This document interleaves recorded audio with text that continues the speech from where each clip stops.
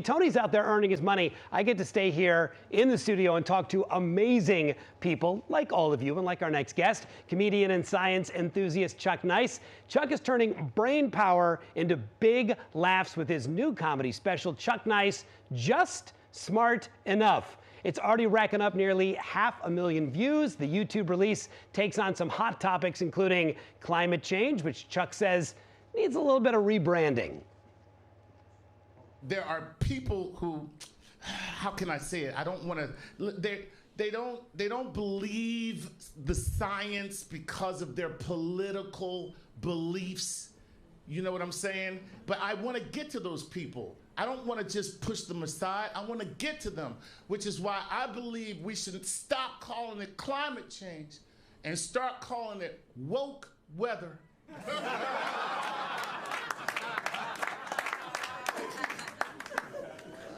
Like maybe we can get something done about it. We got to do something about this woke weather. This woke weather is grooming our children.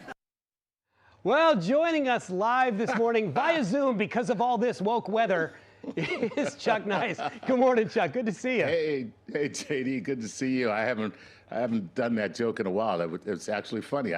It's good to watch yourself and not cringe. So yeah, that's a good one. Does what we're experiencing now, does this count as woke weather? And how do you help people understand that you can have global warming and cold weather at the same time? That seems to confuse people sometimes. Yeah, it does. But what you should really think of it as weather-wise is global weirding. The weather gets weird because of the warming of the planet. And climate and weather are two different things. Mm-hmm. Climate is the long-term trends that weather takes over a very extended period of time. So for instance, this past year was the third hottest year on record, but we're in a cycle where it should have actually been cooler than it is.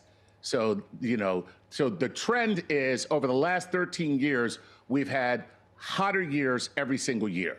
And that's why we call it global warming. The whole planet is warming. Weather happens where you live. Yeah. But the climate happens all over the planet. And the whole planet is warming. It's settled science. It's not politics. So please, people, get it together, all right? We're the only country in the world where the question is asked, do you believe in climate change? It ain't Santa Claus, okay? It's not something you believe in or not. It's science and it's settled. I'm done with my PSA, okay? Thank you. I'm glad we came to your TED Talk. I like it. I like the term weird weather. We have to stick with that. You do cover a lot of science in your new comedy special, Chuck Nice, Just Smart Enough. How does science fit naturally into comedy for you? And how do you balance telling jokes, but also kind of having that nerd theme? We were bonding over our shared love of science and nerddom. How do you bring your nerddom to comedy? Yeah, well, first of all, I was a closet science nerd, loving science and not discussing it with anybody and not letting anybody know. And then started working with Neil Tyson about almost 15 years ago, and Neil forced me to come out of the closet. So, I think when you think about science, everything is science. Yeah. Everything, okay? The physical world is where we get physics. And everything that we do, everything on Earth is a chemical. Everything is science. And all of the wonder of the world is wrapped in science itself. So I don't care what your philosophy is. I don't care what you believe from a religious standpoint. Science is still a part of it. And that's the way you have to look at it. And by the way, science is responsible for every single advancement that mankind has made since we've been on this planet. And so we should all kind of know what it is, because it's responsible for all the great stuff that we have. You and I couldn't be talking right now if it were not for science. Right. Science, so there you have it. Science made Zoom. So we're certainly thankful for that. Obviously, you've had the great pleasure of working with Neil deGrasse Tyson, one of the great minds of our generation. I'm sure you've learned a lot from him, but do you think he's learned anything from you? Yeah, he's learned what not to do in so many ways by looking at my life. And he has learned that he has made great choices. Your job is to be a cautionary tale for Neil. Yeah, okay. that's it. No, I I like mean, that.